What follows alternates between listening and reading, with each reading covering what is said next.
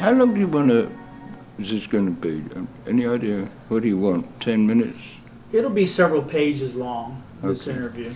Okay. Yeah. And we can edit out. I'll edit Yeah. out later if we mess up or anything, so don't worry Right. about that. Okay. How did you become involved in Chitty Chitty Bang Bang? That's a good question. In actual fact, Cubby Broccoli produced the film I made of Oscar Wilde with Peter Finch. And in that film, was a very short scene of Oscar Wilde, telling his two kids a fairy story. And they were in bed and they were ready to go to sleep, and it was in the evening. It was only a brief scene. I came in on the end of it. And he said, and so they all lived happily ever after, and so on. And a few things like that. And for some reason it stuck in Cubby's mind, Broccoli, because he was a producer of Trials of Oscar Wilde.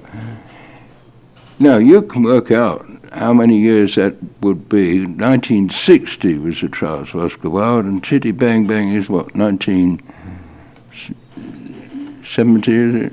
1968? All right, 8 or 9 years later, he came to me with this whole project of Chitty Bang Bang, and I said, why on earth did you pick on me? And he said, because of the scene you did in Oscar Wilde with Oscar and his two children. I think the scene didn't run more than about 3 minutes, but that stuck in his mind. At the time, the film had a Titanic-like budget. How complex is it to work in a film of that size and that magnitude? It didn't really have a Titanic budget. It had a budget that kept growing in bits and pieces. And nobody said we're going to make a film for $70 million. The initial budget was $8 million, which even then was a lot of money. But then suddenly, you know, United Artists wanted to spend more money on advertising, so they asked that we put another $8 million in the budget and so on. And Cubby wasn't ready for that. You know, he'd figured the picture's going to cost $8 million, and then people were kind of loading extra ideas on him and so until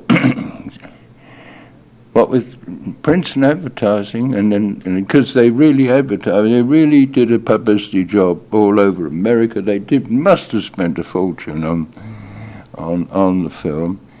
And I think you could say the total price budget would be about $20 million at that time, which was very high then, because Cromwell, which I made immediately after, with thousands of soldiers all running madly in all different directions, was $6 million, and that was the whole shebang, the whole whatever you call it. That's interesting because Cromwell looks as if it costs millions. 30 million. Yes. Well, I had a wonderful line producer then called, I can't remember his name. Wait a minute.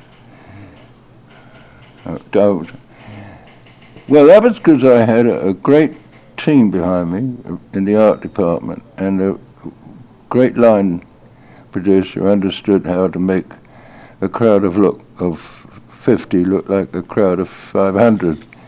And we did a lot of things, a lot of trick work in that, with mirrors and so forth.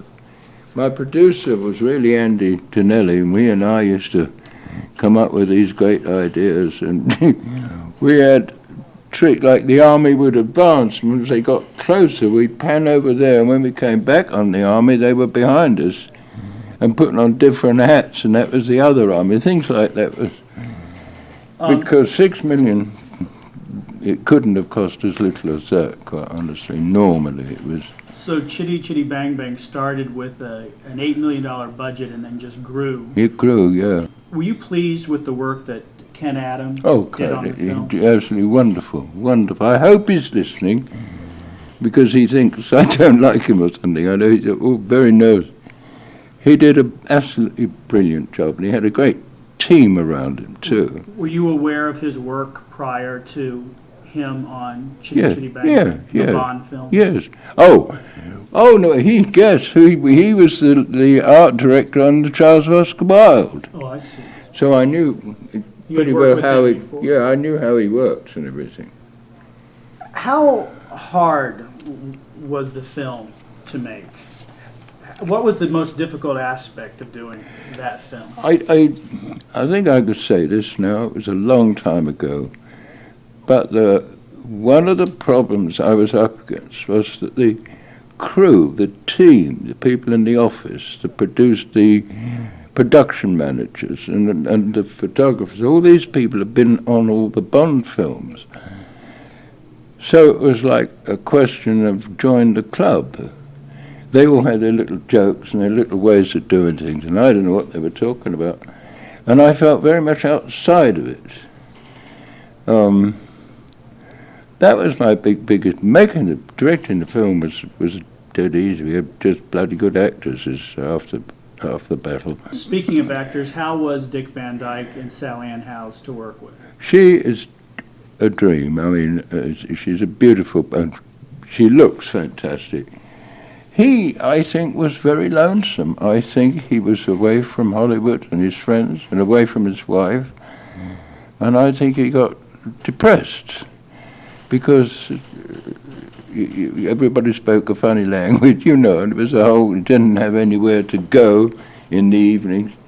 And I think and he took off a week in the middle of the picture to get back to Hollywood and at least have a drink with his friends, I think he was terrific on the set, never wrong, knew his lines and did everything fine, very nice to everybody, but I knew he had some sort of problem going, but he did a great job. Initially going into the film, what was the timeline for the shoot and how long did it extend? It ran a year. The timeline I don't know. I don't recall there ever was one officially, probably about 20 weeks or something like that. But we were shooting a scene in the toy maker's shop, place, his house, whatever. And it was Christmas. And all kinds of toys were being made by, on the set for them, and they were all disappearing and going into kids' stockings. Well, that was wonderful. A year later, we are shooting a scene. The assistant said to me, "We're going to pack up early tonight, sir, because it's Christmas Eve." I said, "What did he said? It's Christmas Eve, sir. I'm sending everybody home at 4 o'clock." We had been 1 year on that picture. I mean, somebody say, "How did you know that?" Because we had 2 Christmas Eves on the one film. Tell me about John Steers and his contribution to the film, the special effects operator. Oh. Was it his idea to mount the helicopter, the hood of the car on front of the helicopter? I don't know, but it was a bloody good idea. I mean, I think that really worked.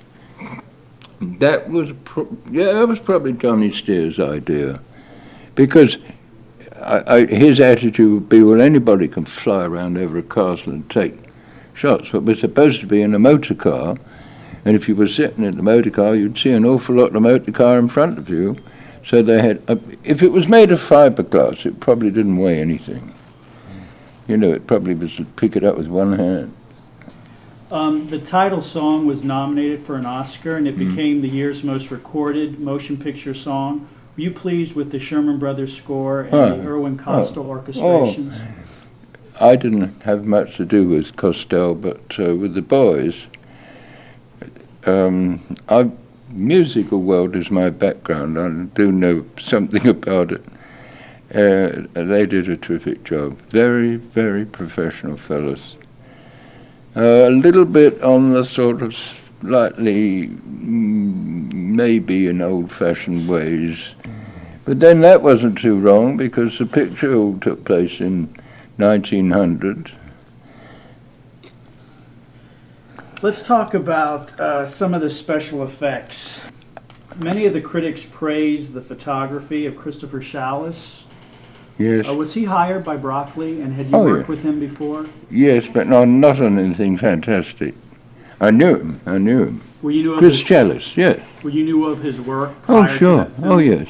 Yes. And did you get along well Oh, yeah, with him as no far problem. as director and cameraman? Aren't they instrumental with one another? Yes, and you just, yeah, there's no problem.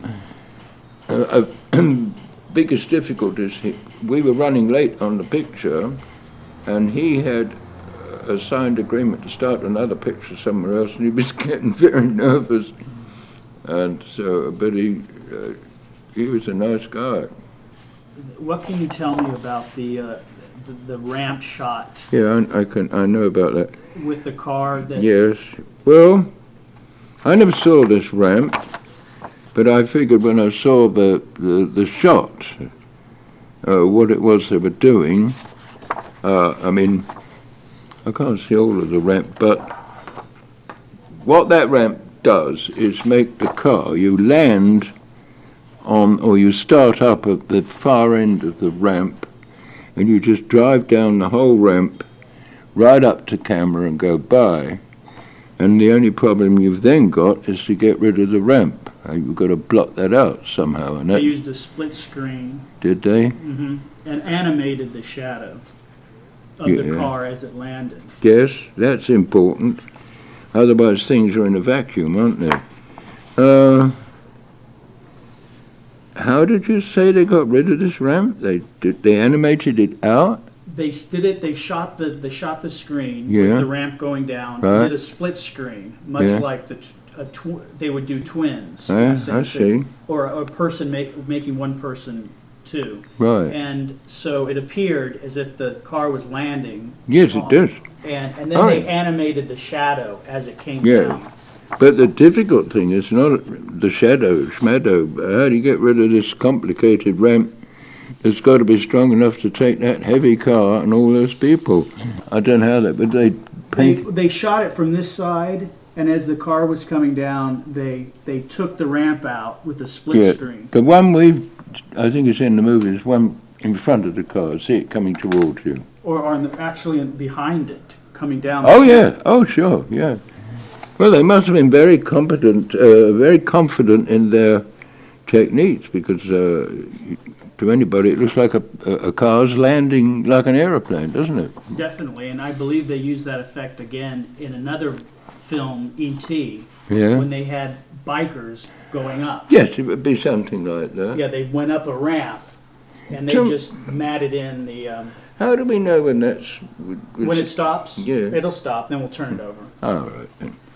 You're now in the charge of the sound department. Okay. That's the tank. There's a big water tank at Pine Woods, and it must be about 6 feet or 5 feet deep. We don't want it drowning. So that's where we shot that.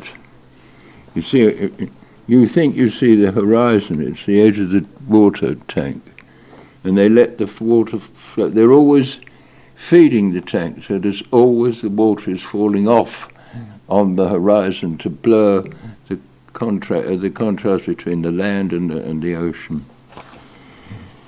How many versions of the car were there? 3. Unless it was an illegal one, but as far as I know, 3. You all right, Charlie? Okay. There was the original one. Now that was a safe car. All the brakes worked, and there was a Ford engine underneath. I've driven it. The gear sticks on the floor, right? And you put your foot on the brake and it stopped. Well, that meant all the hydraulics and everything in a proper, regular motor car, which is, cars aren't cheap. So that car must have cost a lot of money. And so the second car was like the double for the first car. Well, they ain't going to spend that kind of money on the second car. So the brakes weren't too hot, and it didn't stop on a dime, and otherwise it looked exactly the same, but when you drove it, it was all very different. Is that the car that they put in the water? Yes. And then Yeah. they had another one that was a boat. Yes, there was one more which was really just a frame, a body. What was inside, it didn't drive too well, you know? We didn't do anything marvellous with the third car. That was just for people to sit in. But the first car, I didn't even like driving that. It wasn't. It didn't stop when you wanted it to. Good Lord, I didn't know they were that close to the shore when they shot that. Amazing.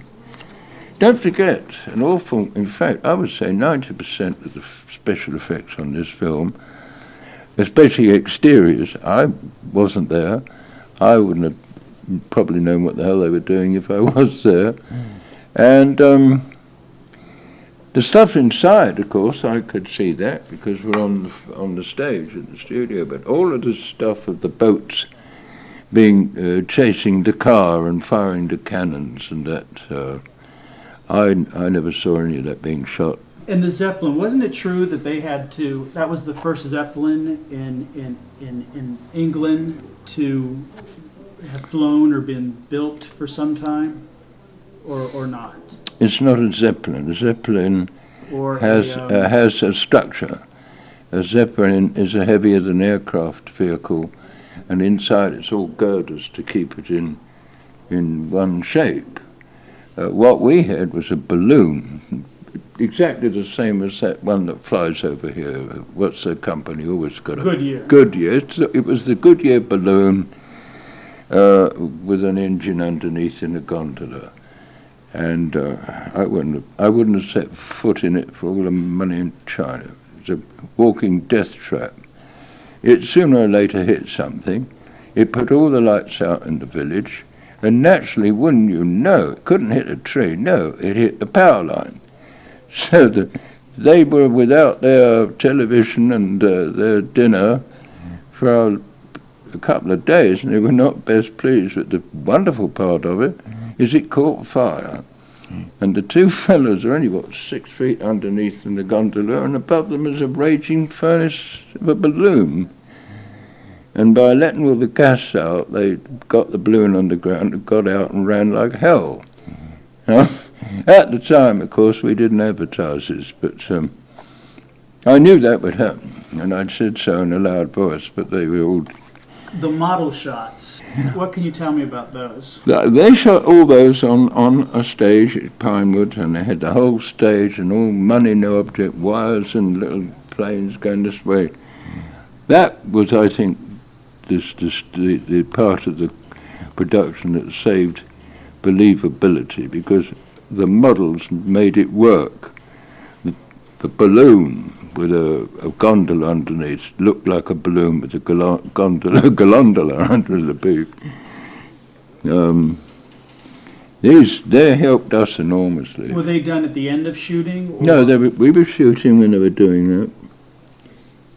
Who owns those models today? Do you know? Would it be a Pinewood? I would think it's almost surely that the production company owned the motor car, because they might need it for publicity or advertising or something like that.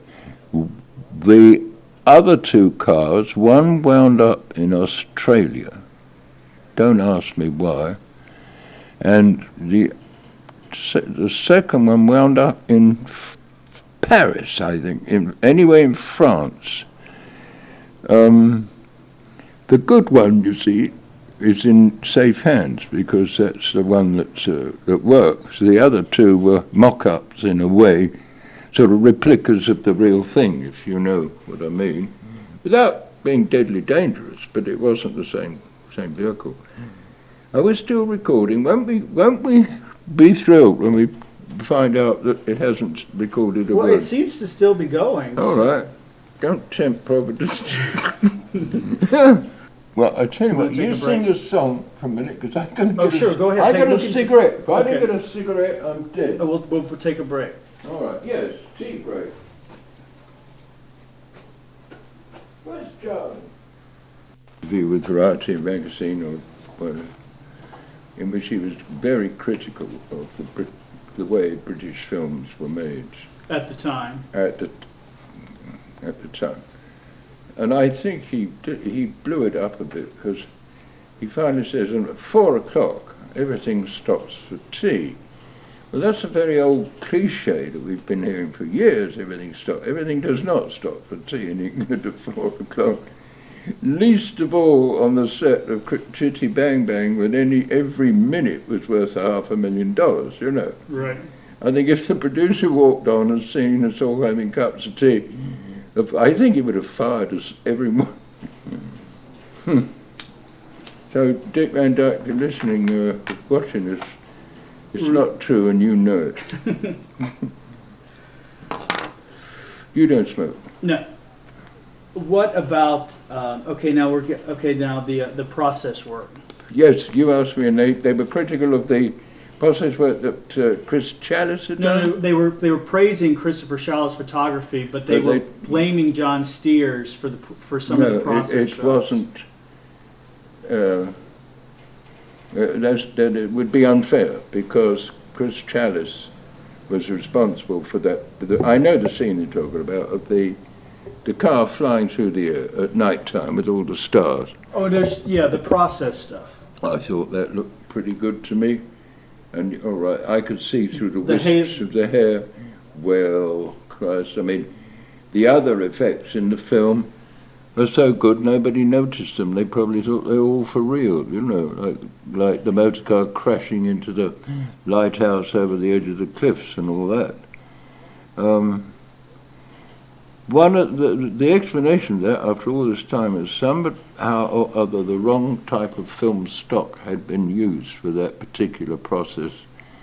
They have a special film stock, colour-wise is designed to take care of the blue backings, and you just used somebody used the wrong film stock. But I've seen the film enough times, it doesn't bother me, I think it looks terrific. Yes, I can see through a bit of hair here. Listen, 50 years ago they couldn't have done that with black and white film and back projection. You won an award from the Writers Guild of Great Britain. Yes. For the film.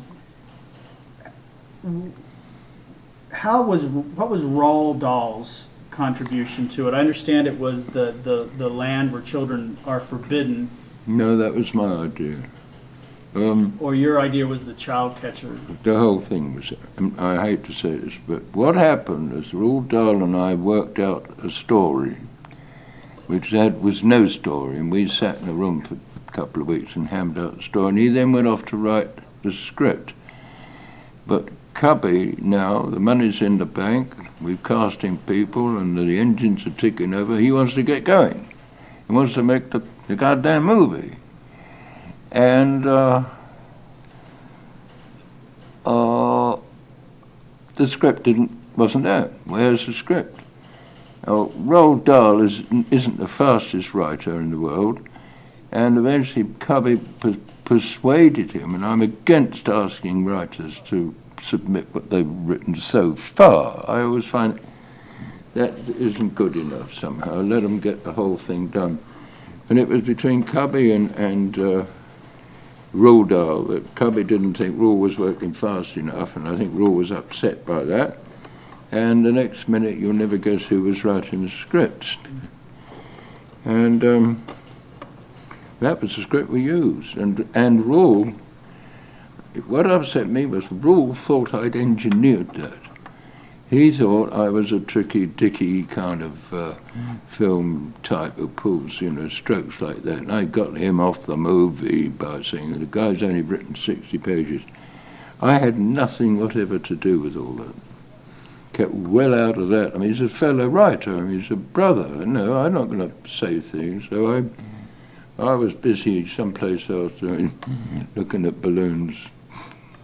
Was it Cubby Broccoli that came up with Sally Ann Howe's character name? Yes, absolutely. Yes. When did he enter that into the picture?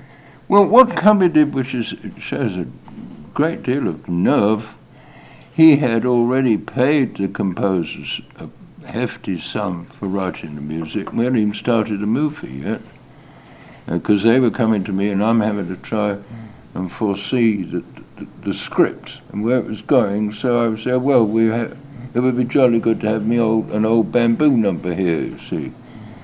So he'd put a lot of money up front. He signed contracts with Sally Ann Howes not yet in a position to start shooting on Monday. I mean, and he did a lot of things like that, which took a lot of courage, because if something went wrong, he'd be wearing it. Sally Ann Howes I didn't meet until I came here to Hollywood to meet Dick Van Dyke, and I've never met the lady, and she was so pretty. It was wonderful. I think she's terrific. But there are no guesses for who they might have hired. So they sent you to Hollywood to meet Dick Van Dyke, and then sent you guys back to England to make the film? No, I went back to England, and then he followed later on. We were going faster than, the thing was getting ahead of us, if you know what I mean by that. It was becoming a big monster. People were getting taken under contract, and we hadn't even got a starting date. But so it was Sally Ann Howes was brought in on the picture before the script was even written? Yes. And her name, he entered in the name Truly Scrumptious to you, or was that the Sherman Brothers? No, that Truly Scrumptious, what Roald Dahl's very good at is inventing these ridiculous names, like Truly Scrumptious. Baron Bombburst was one of his names. That was terrific, that Baron Bombburst. He has a knack for that. And Caractacus Pos. Caractacus Pos, that's clever, isn't it? And Truly Scrumptious Truly was Scrumptious. his idea? Yeah. I was under the impression that Cubby Broccoli came up with that name, and he came up with the Pussy Galore from the Bond movies. No. Oh, he might have done that, but they have that knack, it's kind of English humour to come up with names like Baron Bombburst and Truly Scrumptious. That's a hangover from the Bonds. What's the name of the girl in the Bond film who works in the office? Oh, Mrs. And she's got a sort of a name you can take two ways. Yes. Like Anytime Annie or something like that. Right. Cadbury. Somebody. You think of it. Tell me, how are the children to work with? Heather Ripley and... God bless the pair of them. They saw us through. They were in a state towards the end of the film, and what would their ages be? About 9 and 10. And they were growing up all the time. People, we all overlooked that fact that they would be growing. And the little girl had a problem because right at that very moment in time, her mother had some kind of problem with the husband, and there was some talk of her being unfaithful and all this. You know how rumours fly around a film set. And mother was crying, and the girl was crying, and the father came raging down to punch somebody in the nose, but he never did. And it was a sad thing for this little girl who'd never stopped working her little bottom off on this film. And one day, we were sitting on location, and she came over, and I was Uncle Ken. You see, any problem would come to me, I should get an Emmy for that. And she sat at my knee, and her tears were coming down like, oh, what is it? She said, if I ever hear that song one more time, I think I'll kill myself. Because every day, what do we do today? Same thing, right? Oh, titty, titty, and in the back of the car, and on the boats, everywhere. And they just got through it somehow. Can I tell you a story? Sure. So we shot everything on the beach in the south of France, but we had to get the hell back to London for some reason. And there was one shot we hadn't got. And I said, we'll do it in the studio. It was an exterior on the beach, we'll do it in the studio. Well, the months rolled by, and suddenly some production manager came and said, you haven't done these shots that finish off that sequence you started in the south of France. When are you going to do that? I said, we'll be doing it in the studio. He said, well, you've got a week to get it in. So we built the rock rockery of the beach and put in a backing of the ocean and all that sort of thing. And we wheeled on the two kids. And I think that song is truly scrumptious, absolutely. So, the cameraman, the camera operator, is going potty. I'm watching him with the wheels, you know, we call them the whirly wheels. And he's going. And somebody said, well, try this. He said, I've tried it, it doesn't work. And there's something going on. I said, what's going on? He said, well, we framed this. This is now a match shot. We're going to got it be dead right on that. And he said, I'm cutting the top of his head off. And she isn't doing too good either. I said, well, drop the camera. He said, I can't because the backing goes to hell. Now, a little crowd started gathering.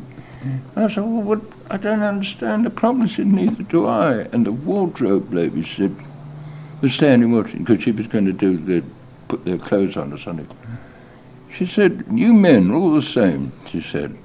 Haven't you noticed? She's growing. And by God, in 1 year, she'd grown 6 inches. And we're lining up these critical special effects shots, and she's head's out the top of the picture. What did you think of the critics' reaction to the film? I don't know why. I don't know, maybe I was busy. I think I was busy on Cromwell. I only read a couple of them. And one guy, I shall, if I'm driving the car, I shall knock him down. But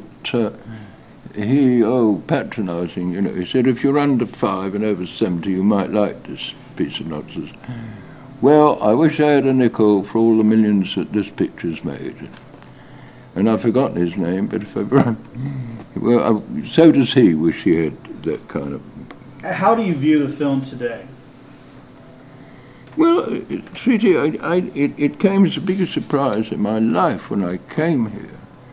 And I'm ready to talk to people about, well, I made Cromwell, you know, with Alec Guinness, you know, don't you know, and all that, and the Trials of Oscar Wilde. And I was getting, yeah, but you directed Chitty Bang Bang, didn't you? And I said, oh, yeah, but I mean, you know, that's not... And it slowly dawned on me that, here, look here, how many years are we talking about 30. A film? This is the year's 30th anniversary. Try 30. This film is in this town. Opens any door I want to get through. I say, I'm the fellow who directed Chitty Bang. Oh, come in. Cromwell, never heard of it. What was Broccoli's impression of the film? Well, he's an Italian, and he loves kids. He's got 3 or 4 kids. God rest him. And he is so emotionally involved in that picture. I mean, that and Oscar Wilde's his most favourite film. And there goes my wife. There she is. Anybody want some coffee? Oh, I'm fine. Thanks. Not me. Anything, mineral water, anything? No, I'm okay. That was a cheap date. Are you intending to broadcast this, or is this just... It's going to be edited, and it's going to be written down in an article. It really is like your notebook, so to speak. Right. It'll be like question and answer. Yes, question A. And answer, right. Q, exactly. A. Yeah, Q&A. Well, I hope that bloody recording is working. What do you think of people like Rosie O'Donnell and Minnie Driver's fascination with the film? I don't understand it. There are people here, like yourself, Mr. whatever your name is this week, Carson. Yes. They've cut their teeth on this. They grew up with it. There are people who say they've seen it 25 times. And you mention it, but it's still my favourite film, and they ain't just saying this. We went to get our tax done the other day, and when Ken mentioned Chitty, the woman broke into song. She sang the song. She sang Chitty Chitty Bang Bang from beginning to end. Cost us more money because we Yes, had to wait. we were on a time thing. Do you guys like that kind of thing, or do you find it irritating? No, it's not. love it. It is not irritating. Sometimes it's a bit embarrassing. Embarrassing, yes, when they start fawning. You know, like they have to touch fame. So you know that bit. I'm going to the bathroom. Okay. Are you all right? Yeah, I'm fine. You seem to got the hang of that machine. Yeah, it's still going. So how have you been, Charlie? I've been fine, my dear. How have you been? I've been good. I've had my ups, I've had my downs, but I really can't complain for the most part. We've had our ups and downs. Who doesn't? I mean, you know. We're fed up with this weather. Here we live in Southern California. But I would think this would remind you of home. No, thank you. I can always pick up the phone to home. Yeah, that's true. Don't need this. On the contrary, people phone us and say, ha ha ha, you're having rotten weather. They're rather gleeful about it. Well, it's sort of our turn, don't you think? Well, no. You're very pretty today.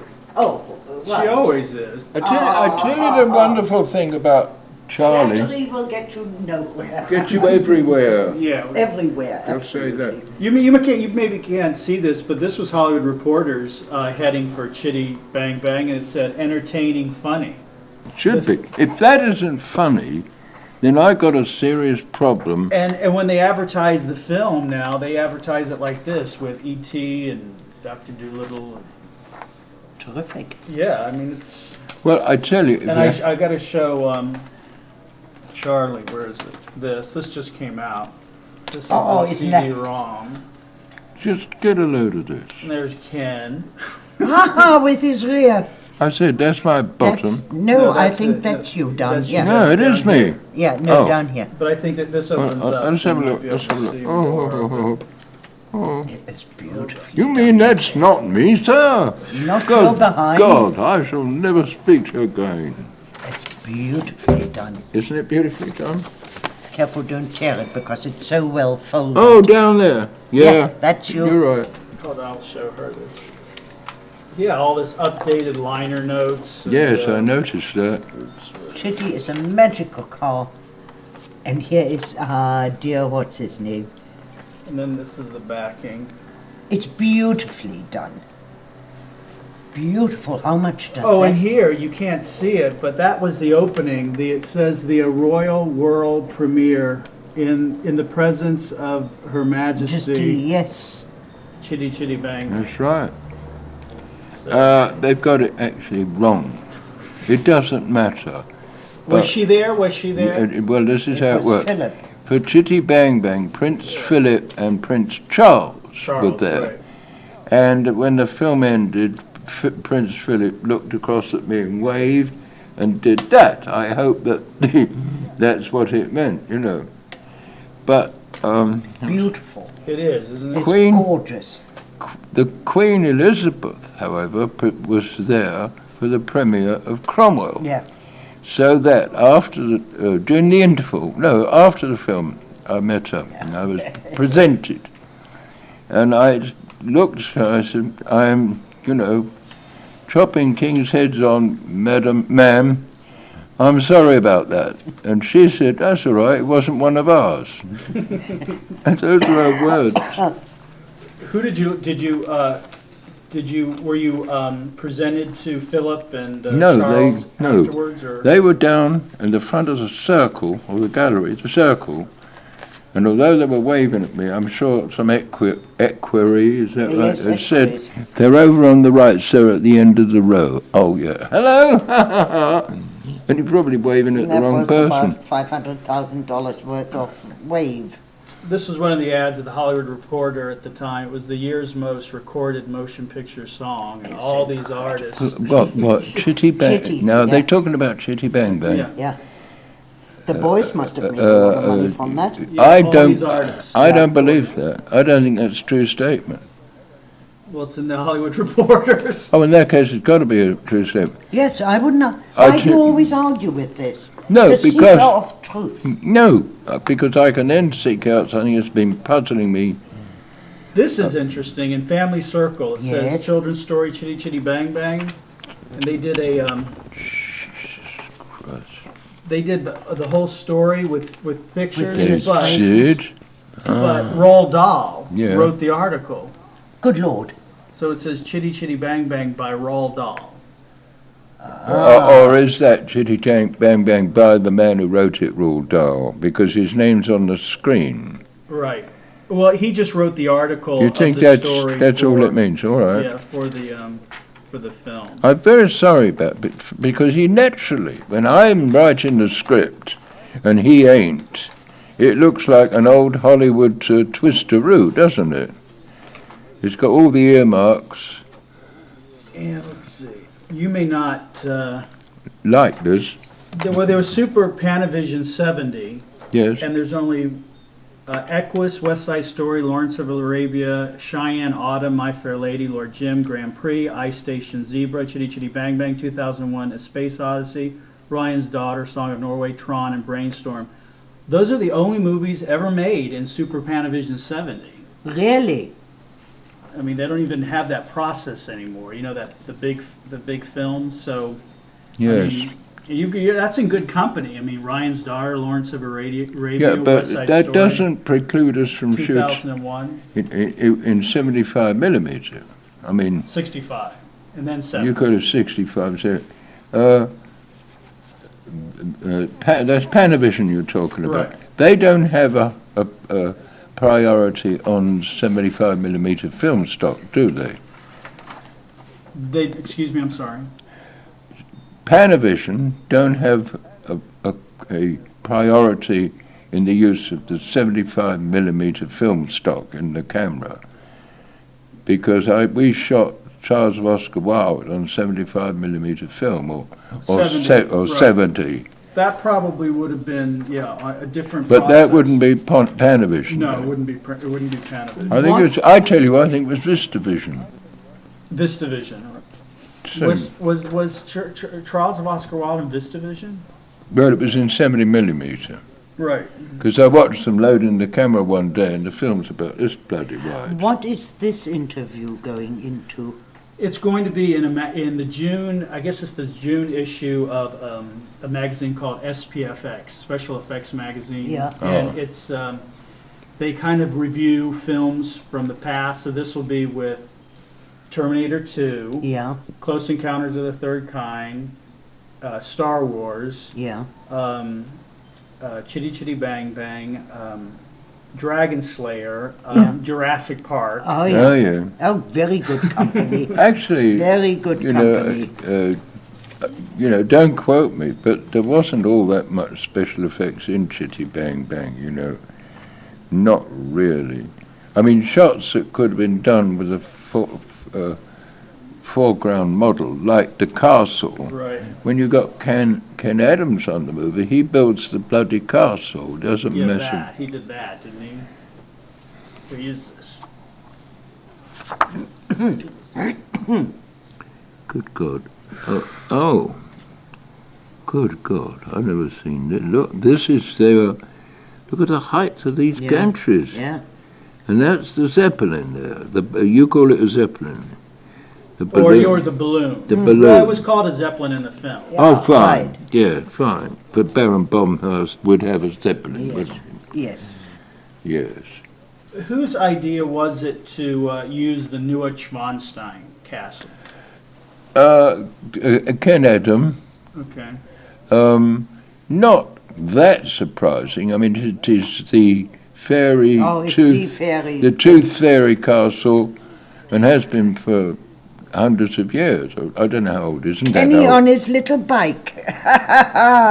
Oh, me lovely bike. Do you know what? I've never had a good perk on a movie. I mean, I've never inherited the furniture at the King's castle like some producers I know of, you see. But You got I that bought this bicycle myself because it folded up into a thing about this size. And on location, I thought, I want to get around in a hurry. I want to get out there and That's see real- what they're Oh, doing. that's good. So I bought this bike, and as I said, you could fold it up and go anywhere, go like hell. And one day I get a call from the front Yes, look. office. if you've got time, can you come down the office? I go down, there's 2 or 3 fellas hanging about, and they said, well, this is the managing director of the Raleigh Bicycle Company, and so on. Oh, and they said, we see that you're riding a Raleigh bicycle, the folding one. And he said, that'll be playing on the front cover of Bicycle World. Meanwhile, with our compliments, bonk, and they wheeled on a motorbike. And the motorbike folded into a box, right? And that's not it, I don't think. But and they gave me a free motorbike. You think it's running? Yeah, I mean, I it's know running. it's running. Is it doing anything? Yeah, it is. It's going. Right, I'm going to leave you No, guys. he's better at it. Then My you- bloody I have a machine. machine like that. I'm at home. supposed to know how to do this. Okay, great. Okay, well, tell me about Robert Helpman's child catcher character. Yes. Did you know at the time it was going to frighten so No, many children? no, I hadn't the faintest. I thought they just think it was fun, because all good fairy stories have to have a villain. You know, even if it's a wicked witch of the West. And in all those old German frighteners, there was the evil witch who ate children for breakfast, and the giant up the hill, Jack and the Beanstalk, and he eats Englishmen for breakfast. And I thought, we've got to have a villain. We've got to have somebody they can all go, ugh, see? Because I used to work with children's films in London years ago. And on a Saturday morning, we'd sit with 500 kids, and the minute the villain appeared, they would yell and boo and shout and stamp their feet. Whose idea was the nose? Oh, well, no, I sent him over to then makeup. And I said, this man should look so evil that it isn't true. And they made some sketches. They got the message straight away. But even so, Ken, you knew him as the ballet dancer. You Oh, yeah. wanted somebody who could Oh, yeah. move. Yes, And you he see, is- he just doesn't walk around in the film. He's always gesturing like an old Victorian villain in a terrible old play. And the great thing about him and Wardrobe, I didn't have to explain it. The minute I told them roughly, they got the whole message. I never saw his makeup till he walked on the set. I didn't even see his costume. But I've got good, reliable people who do that kind of thinking, and I think they do a wonderful job. Were you impressed with the costumes by Elizabeth yes. Affinan and Oh, Joan Bridge? They're wonderful. Look at the lovely dresses they made for the girl. Yeah, I mean, they were Sally Ann magnificent. Howard, absolutely Beautiful. I fabulous. mean, she could wear those in the street if she wanted to. I mean, or go to a garden party in the gown that they had when we first saw her. And I loved the gown that went up at the sides when Yes. she was in the water or something. It was beautifully done. Oh, yeah, They right. were yeah. wonderful They were good. gowns, See, yes. if this can be worked in somewhere, if you've got around you top experts who are dead keen, you don't have to keep going around and checking everybody out. That you just let them get on with it. And one day they say, well, you come over to Wardrobe, we've got something to show you. And you go over and you say, what can I say? Wonderful. Well, Cubby took care that all the people in wardrobe and makeup were the best in the business. So it came back to the producer. What was the hardest aspect of doing the movie? Putting up with the bullshit I was getting from the club of old Bondonians. And you can print that. You will strike that. Oh, that sounds great. Was there an American premiere? Not that I know. I believe it opened at what was once Groman's Chinese and now is Mann's Chinese Theater. Yes. If there was, I wasn't there. I tell you, I've got to be fair. I was actually working on the script of Cromwell during the last few weeks of Chitty Bang Bang. Right? Mm-hmm. So that I would go straight on to Cromwell. So I would not have time to go poncing around seeing film premieres in Hollywood. And I'll bet you the film premiere was a flop. No. No, I bet it was, because the people seeing it were all the freeloaders who only go there for a free glass of champagne anyway. I want to get back to Robert Helpman. Yeah. When were you aware of, when the film was finished, in its finished form, were you aware of how frightening No. he was No. to children? But when did you become aware of how scary he came off and how much he affected young When children? I saw the film being run with a big children audience who screamed and yelled, and some of them had to be taken out of the cinema by their parents, that sort of thing. And I had this awful feeling of, what have I done? Is this good? What? Oh, may I interrupt? Can you Sure. remember what you're going to say? Oh yeah. I found, oh God, who played the child character? Robert Helpman's agent said, "Is he free?" He said, "Yes." And I'd just seen him playing in a movie, which I've forgotten the name of, in which he was a villainous Russian spy. Now, to me, he's always been a ballet dancer. I didn't realise this man had a great talent for acting. And I told them roughly, they said, and his agent said, "Well, what are you doing at the moment?" I said, "Nothing." He said, "Well, he's here with me now. Can you come over and have a drink?" And I described in 2 sentences what it was all about. And don't forget, I'm a mad ballet fan. And I said, it's an opportunity to do any gesturing or ridiculous postures or act in a demoniacal manner that you've ever done in all the ballet you've ever done. I said, if you suddenly want to do this and turn round and look terrifying, he said, "Oh yes, you may wish you hadn't said that, Mr. Hughes," he said. And we cast him that night, and then everybody knew what with the wardrobe with the black cape. I invented this chariot thing he rides and entices the children into it, and then all the shutters come down and it's a prison. They did that beautifully, because one minute it was a lovely little pretty little wholesome cart, and the next minute it's like a coffin. That was the prop department and the art department. So everybody understands what you're saying, at least in England. I haven't had much experience here. Didn't somebody show up at your door on Halloween dressed up as? Yes. Now, he was a man in his 20s. So here's a man who remembers Chitty Bang Bang. And I get a ring at the doorbell out. He'd got the nose. He must have gone somewhere and got a nose like that. He'd got a cape. He had some kind of whip or something in his hand. And he'd got some sort of cape from some wardrobe people. And now there's a grown man. I mean, he took a chance. Down there, I might have said, what's all this bullshit, you know? And I took one look at him, and he went, "Ah, ha, ha, ha, ha." Those are the greatest compliments ever been paid. I'll tell you something.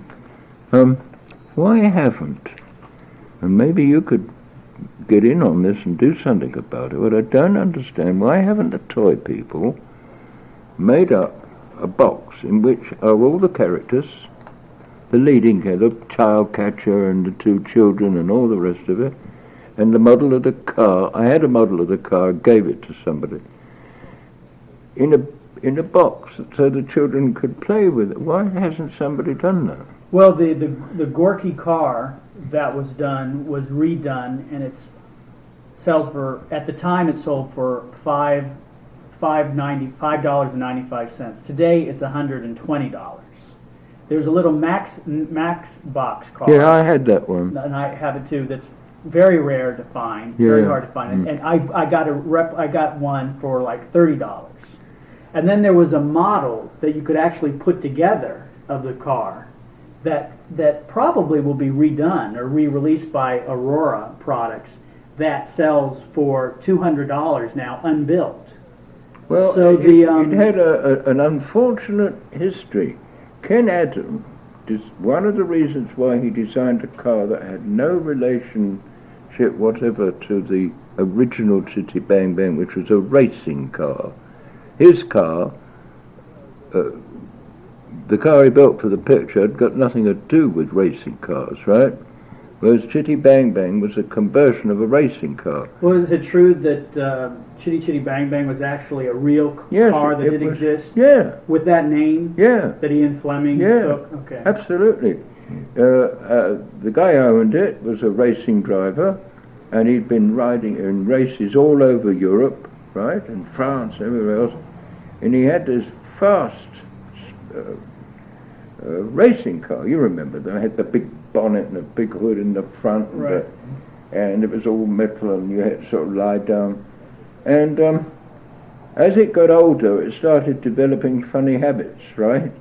And eventually, it was time for the scrappy, but it made this funny noise. It went bang, bang, bang, bang, bang. Everybody laughed.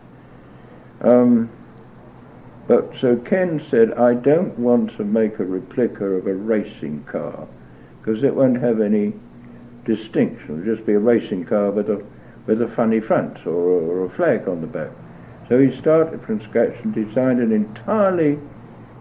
entire car of his own imagination, with some references to some of the dumb cars that were being made in those days. A lot of cars were built that looked like boats. And he did that also because he had a contract that entitled him to a percentage of the merchandising of the picture. Well, much to his surprise, nobody wanted to buy this silly car in the Matchbox form, because I went out to a toy shop and I bought one. It cost me about $1. And I said to the man, you must be selling these. He said, you're the first person to buy one. So somehow or other it didn't catch on at all. The kids were not going crazy in London.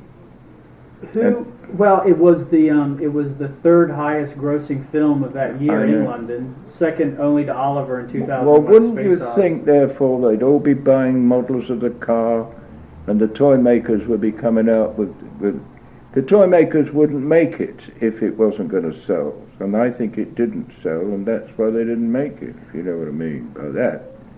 Where is the actual car today? Do you know? God only knows. It probably is stacked in a shed at Pinewood Studios. That's the only logical place I can think it would be.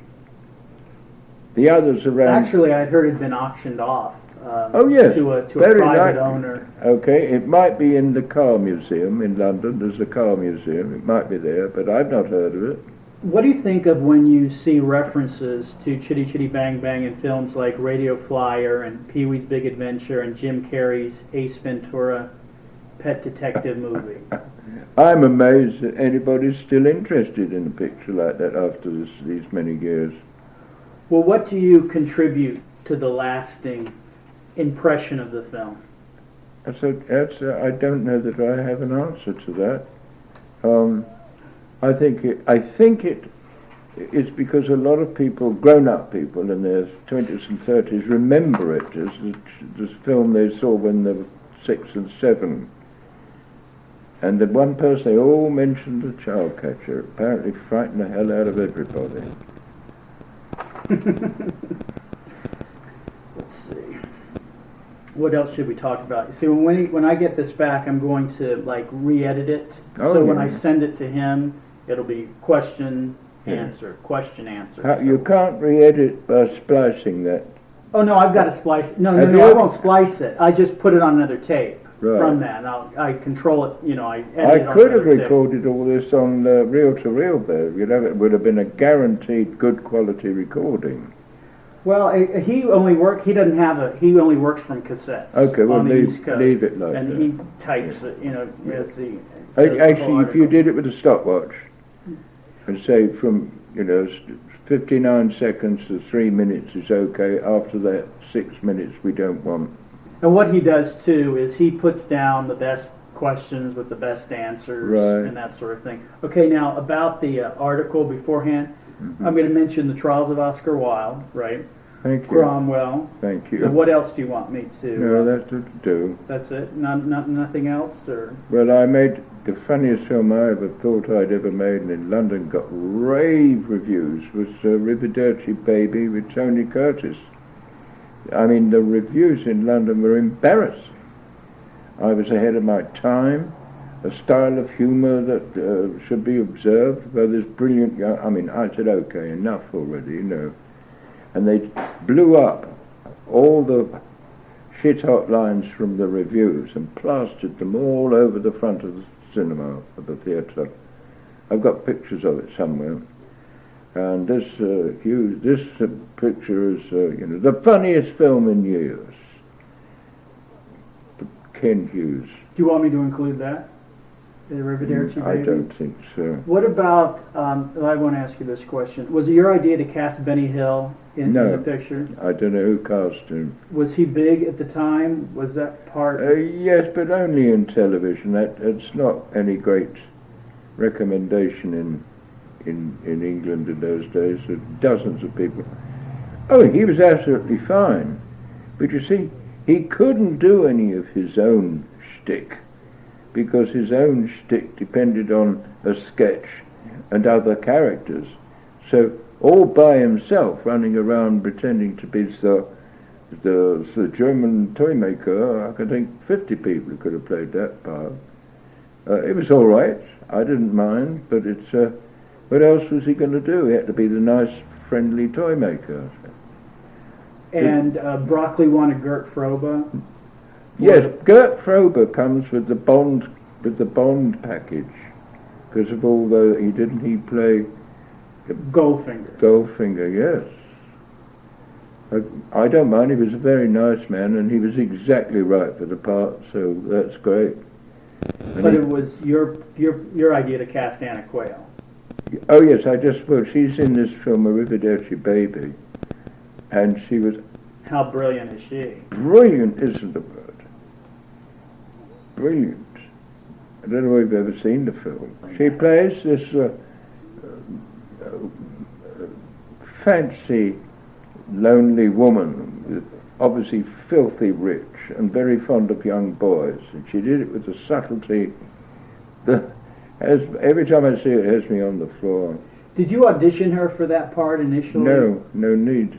So where did you know her work? On stage in England? Mostly in the theatre, yes. Stop the World, I Want to Get Off, and all that.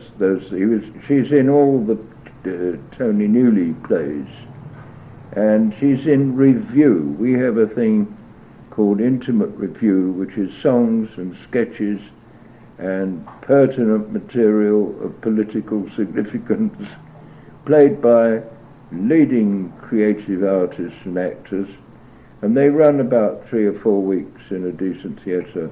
It's an old tradition. Where is she now?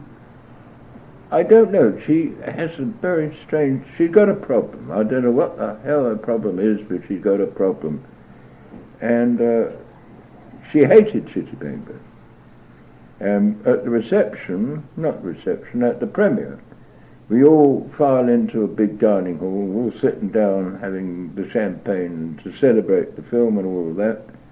And she was allocated to sit at my table with her boyfriend and so on, which annoyed me because I should have been sitting next to Cubby Broccoli, shouldn't I? That's the sort of... Those are the Bondisms, you see. He sat next to his associate producer. Harry Saltzman. No, I don't know. He's in all the brochures. Right.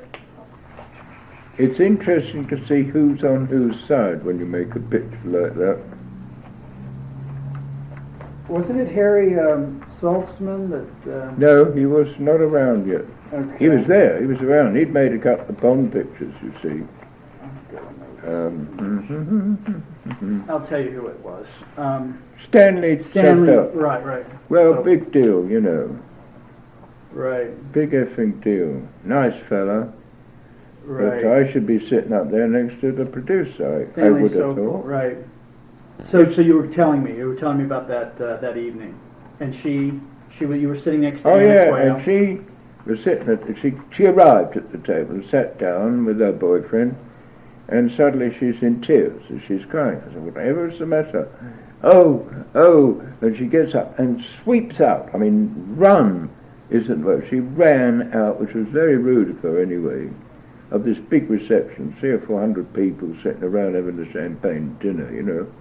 And she fled, leaving me sitting there by myself, which I thought, considering I'd given her two of the biggest parts in her career, which was the girl and the woman in the Arrivederci Baby, and the Queen or the Baroness in this film.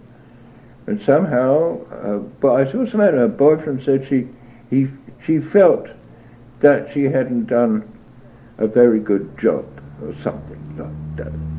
And the next day she sent me a letter of apology, and I wrote back and said, not really, love, you shouldn't have done it. It's not the way we do things in this business. To run out, you're sitting with the director in this vast hotel room in the Hilton Hotel or wherever it was, and suddenly you run from the room, people would be going, hello, what's happened? Well, screw that, I'm left sitting there. Well, do you think, did you take that as a very actressy thing for her to do? Yes, yes, very actressy. And it was really funny because the New York film critic Pauline Kael said she stole the picture. Well, yes, because she didn't tell me what was wrong, so I couldn't argue with her. But if I'd have had a chance, I would have said, I cannot think of anybody in London who could have done it as well as you. You didn't put a foot wrong. You're absolutely perfect. The scene when the two kids are brought in a cage and she faints, and faints with everybody. They all faint together. It's hysterical. I think that's avant-garde type of humour. And she's no stranger to avant-garde type of humour, because she's done all these very strange shows for Tony Newley.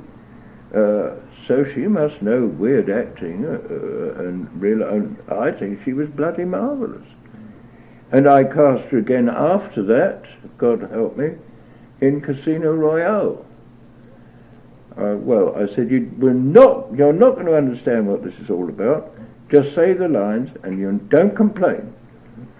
Just do it, because I know what I'm doing, even if you don't. So.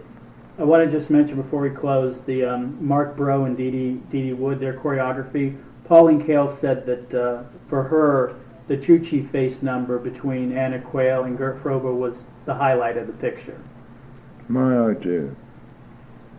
Because the boys, the Americans, had never heard the word Chuchi before, and we were sitting in a room with a piano trying to think, what's the song all about? It's got to be about something, you know, you can't just sing songs. I said, well, the basic thing is that he's got to pretend he loves her and tell her how lovely she is, and while he's doing it, terrible things, she is escaping death by a sword's edge. So we can work all that out. So he said, well, what is she going to call her? And I had this idea of a dear old Jewish friend of mine, who's dead now, that he was always calling people Chuchi Face. He'd come up to me and say, hello, Chuchi Face, how are you? A lovely man, a comic. And I said, what about you're my little Chuchi Face? Oh, that sounds good. What does that mean? I said, I haven't the faintest idea. It's a term of endearment. And I phoned my friend. I said, we're thinking of using it as a title. I said, no, I don't want to find out when the film's released that it means your arsehole or anything like that, you know. He said, no, I call my kids Chuchi Face. I said, what does it mean? He said, I don't know, just Chuchi Face. And that's how we came up with that song.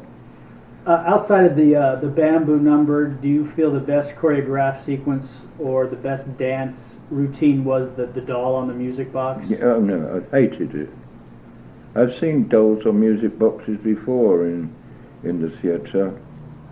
I didn't like it. I thought it was brilliant. I'm not saying there was anything wrong with it.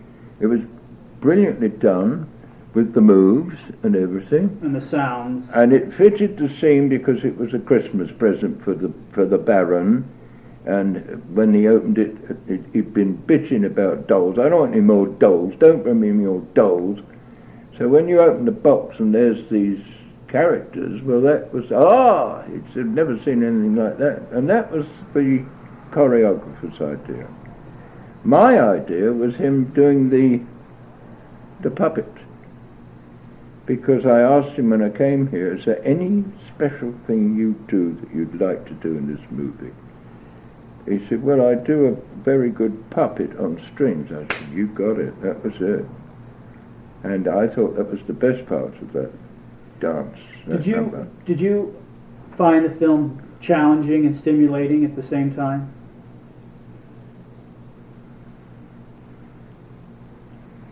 I don't know how to answer. It was to me just one, it went on and on and on, and every morning I got up and it still hadn't been finished, and I get in the car, and what is it now? Scene 496, oh yeah. I had my best fun with the actors.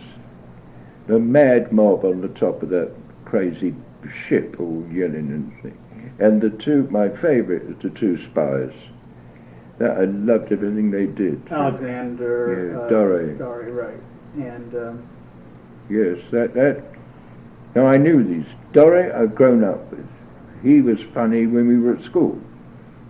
I mean, he was, it's the German professor. And the other guy is the stooge, and he's always getting hit on the head, and he's used to it, and I knew they would never let me down, and I think it's the best. Was it your idea in the script to do the yes, the part where yes, the car goes yes, through the well, you know, I get scenery? That cartoons. I get that from cartoons. That was pretty elaborately. And if you yes, art department had to paint a whole big 20-foot backing to go on that bridge. Yes, yes, and they had to go through it. It was no good hitting it and getting all fucked up with it, They had to go clean through it into the back of the truck. That was with each scene that you wrote, did you feel like you had to top yourself, because that film is chock full of just one big elaborate scene following another? Yes, probably.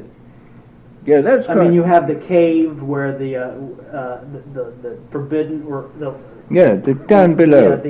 Yeah, but don't forget, I tell you what would happen. I would have an idea.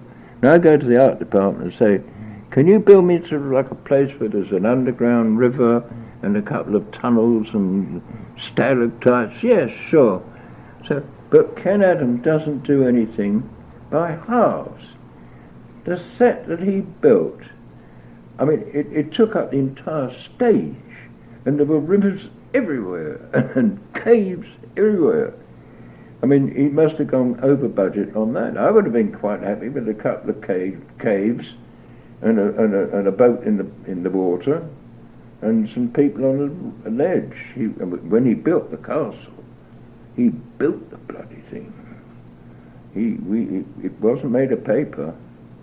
I mean, it was made of cement and concrete and all kinds of things. They must have had trouble knocking it down. And we could have also have done that maybe with foreground models and things like that. But no, he's got an ego problem. He goes and builds the biggest set ever on the back lot at Pinewood was the castle.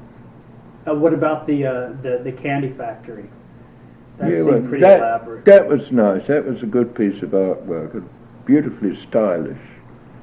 There was so much attention to detail in that film. That is Ken Adam. I mean, he and I have arguments on every picture not about the sets, but about his general attitude. And I just have learned to put up with him. But he's a genius, I think. But again, I inherit the Bondonians, because nobody said a word when he built the biggest set ever built in that studio for submarines, an underground submarine storage place, and another one where he had a helicopter go through the roof of a building, if you remember. I don't know what it was, but it took off in the studio and went up. You Only Lived Twice, I think, wasn't it? Mm-hmm. When you talk about one of the Bond movies? One of all these Bond. Right. So, if you ask him to build a phone box, he would build you, the Hilton Hotel. But Cubby never complained. And the budgets on all the Bond films, the budget for sets alone was out beyond belief.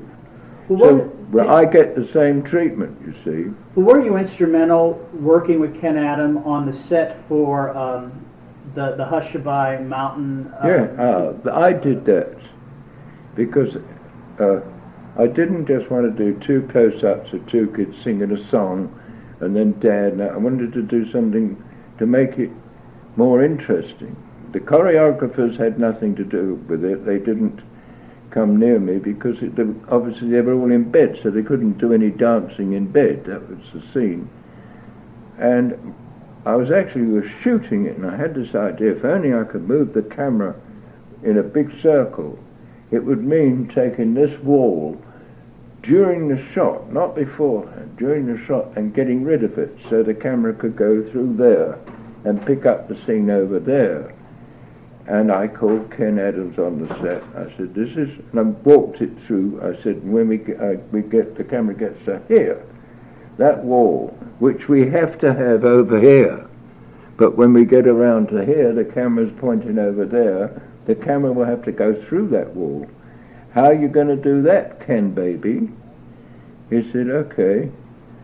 So, following morning, I walked on the set. There it was. He said, watch this. And the camera went around the room, and as it approached the ball just went up in the air and disappeared. And then when we came around to finish the scene, the wall was back in place. So it was done in the process of shooting that one number? All for one number. So it gave the number some fluidity or something. It made a change, didn't it? Wasn't that scene reminiscent of one in the Trials of Oscar Wilde between Peter Finch and yes. his two children? I remember there was a reference That's to that. Right. The intimacy between one scene as opposed to another. I mean, the one in Chitty as opposed to the one in Trials of Oscar Wilde. That's right. Now, I mean, this is all going to be edited. We're coming to the end of this, but do you want me to bring up the fact that, I mean, you directed Mae West's last film? I mean, that seems to be... I'd rather not. Okay.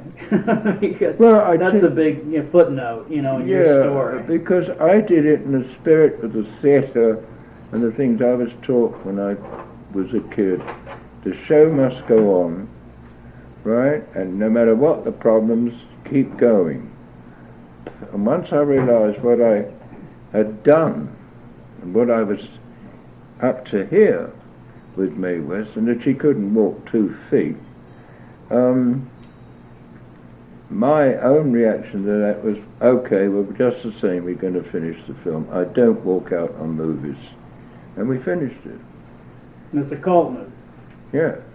But didn't you have to, because you couldn't shoot her close up, yeah. You had to keep everybody at a distance? No. I noticed about that, most of your films, you're sweeping in and out of the action. Yeah. I noticed with that film that, and I took it because you couldn't get too close to her because she had to appear very young and beautiful. Yeah. And it would be awkward to show the other characters in too tight a close-up, and every time we see her, yes, backed off. Well, every time you saw her, the cameraman one day took something out of the lens box, the filter box in front of the camera, and he held it up. He said, have you ever seen anything like this? I said, Jesus, you shooting through that?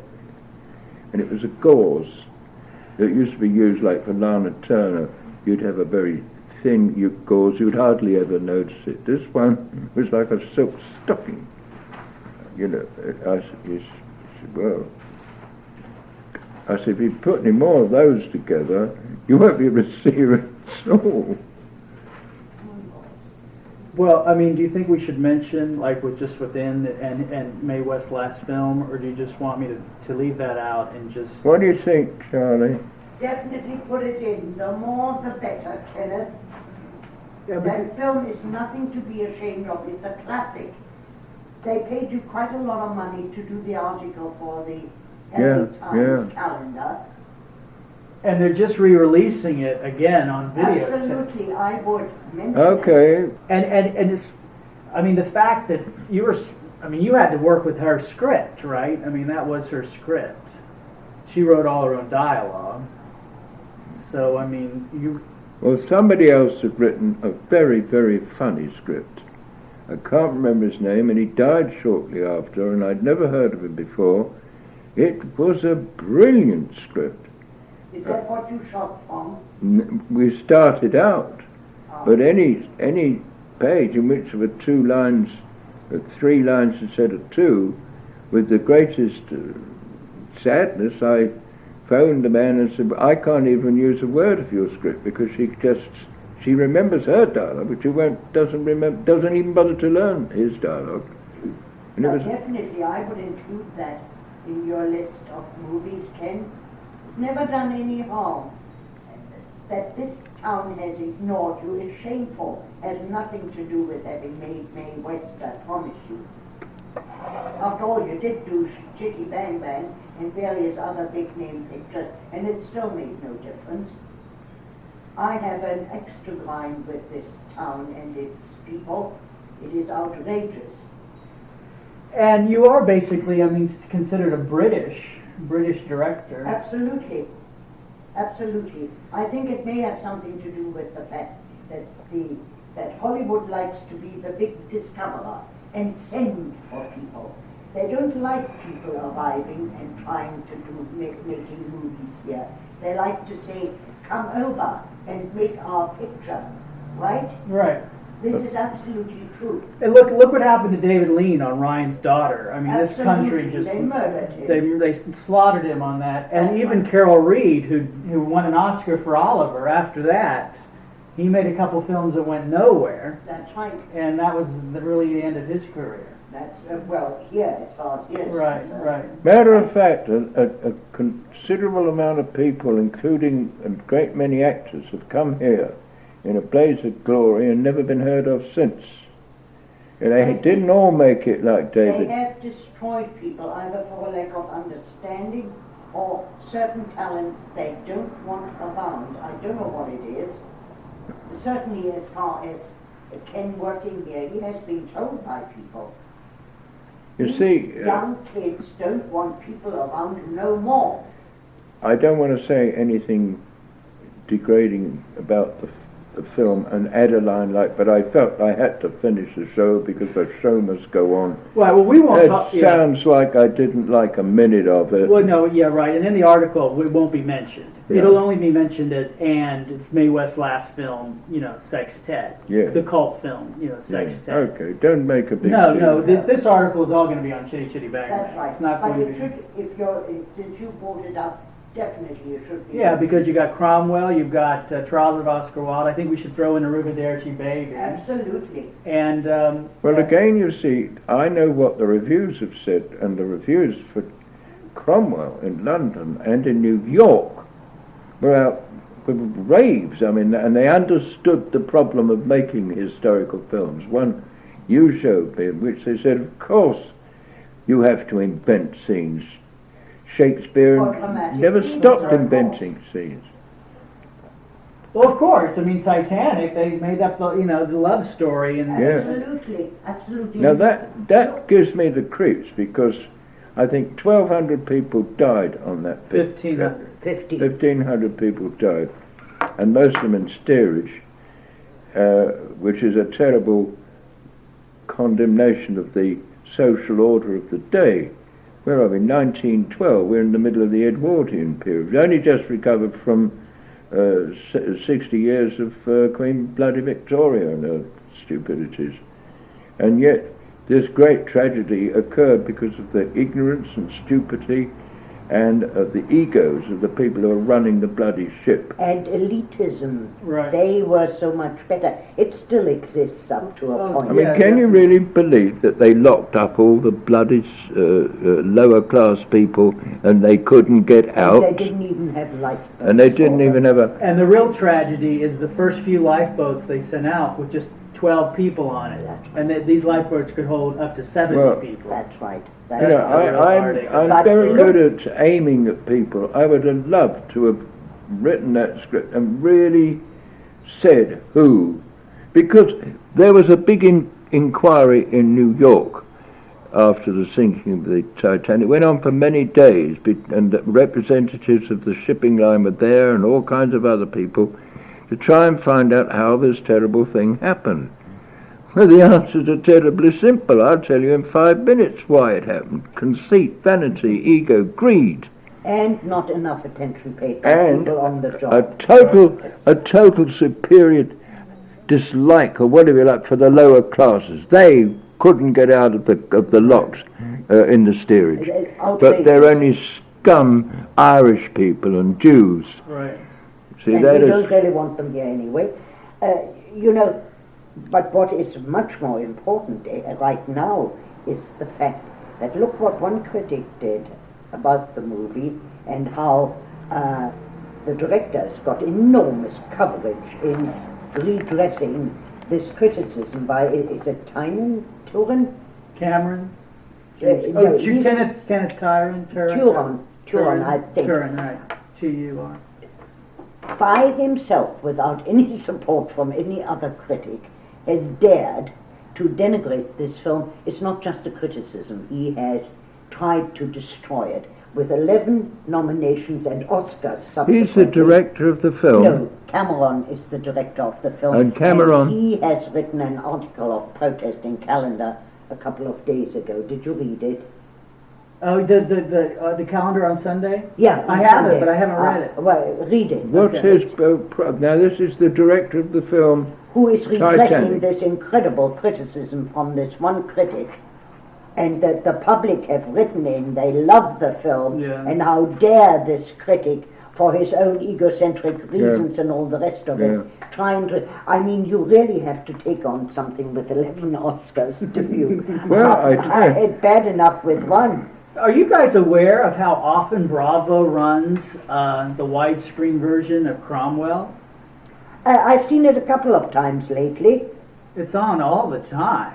I mean, they run it. They've been running it for like the last couple of years, just periodically. Yes, they periodically. Just, it's Well, just I tell you amazing what how it is. often they It's run it. it's a beautifully photographed. It is gorgeously photographed. Everything about it, the sets, the It's just costumes. I exquisite. keep switching back to it. I have seen it so often now. But it Now I also- know the dialogue by heart. The picture has, because of all these elements coming together, the beautiful sets and Alec Guinness and it has a class. It's a classy movie. Oh, it is very classy. Extremely classy. So is Chitty Chitty Bang Bang. That's extremely Yeah, classy. they have. Yes. It's Well, class, very yeah. briefly, I was up early in London on Sunday morning when the Sunday papers came out, and I went to newsagent, bought all the Sunday papers, and we'd just seen the trials of Oscar Wilde, you know, and I turn it, and right over, because it's Oscar Wilde, the 2 pages was a banner headline, "This Oscar gets my Oscar." Well, That is my most favourite movie. Then- It has class, and it has Peter Finch, whom I loved. I thought he as an actor. then I read all the other reviews. Fantastic. Mr. Hughes has surpassed himself and everybody's brilliant and on and on and on. And by this time, I mean, I'm floating about, you know. I turned to one Sunday paper and he's opening. He said, if you're under 5 and over 70, you might like this piece of rubbish. And I went, boom. That's for Chitty. And I thought, That's what's... for Chitty, dear, not what's- for Oscar Wilde. You know, there's one more question I want. Do you think that was unfairly compared to Oh, Mary Poppins and? Well, I'll come to you in a minute. You're quite right. That was Sound for of Music. Chitty. What this guy said was that I didn't tell the true story about Oscar Wilde, and he went on about it. So the next day he got a cable from me. He said, how's it feel to be the only critic in London that didn't like the trials of Oscar? No, it was Chitty Bang Bang. Chitty, the guy who said if Yeah. you're under 5 and over 70, dear. That's right.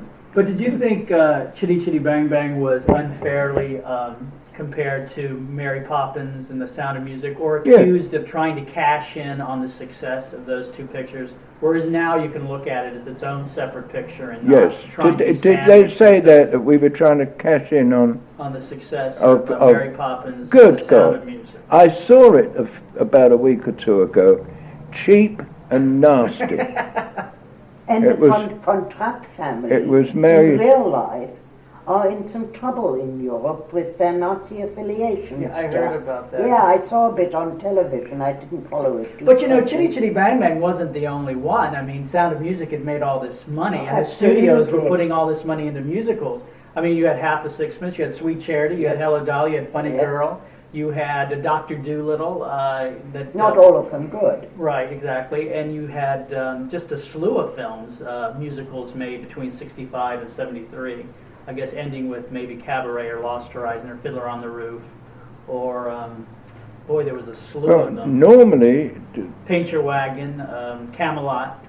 Hollywood musicals are a film version of a successful Broadway musical as a rule, aren't they? Right, and this Sound- was an original screen musical. Sound of Music was on the stage. Was on the first. stage, right. Oliver was on the stage. Camelot was on the stage. Yeah. Paint Your Wagon was on the stage. Sweet Charity was on the stage. Half a Sixpence was on the On the stage. So here's something if you want to say this. This Chitty Bang Bang is the only musical, aside from Seven Brides and Seven Brothers, that was actually written for the screen. Because if you check out Seven Brides, it was not a Broadway musical. It was written Right. for them, and certainly Chitty Bang Bang wasn't. No, and But Mary you Poppins was written you for couldn't do Chitty Bang Bang on the stage anyway. No, it's It's not too- really, no. How are you going to do that? It's not Peter Pan. No, it's too huge. Yeah. Yeah, and then you had you had West Side Story, My Fair Lady. They're both stage Yeah, films too. they So I mean, that original. was even more that you tackled an original screen musical. That was even more of an effort on everyone's part to do that, rather than cashing in on the success. On the success Yeah. of the Of a stage stage production. We didn't cash in on Mary Poppins. I thought it was a silly film. I thought he was appalling. Now that's another question I have to get in here. What how shall I word this? Dick Van Dyke had Yeah. an American accent. Not in Chitty Bang. He had a Cockney accent in Mary Poppins and an American accent.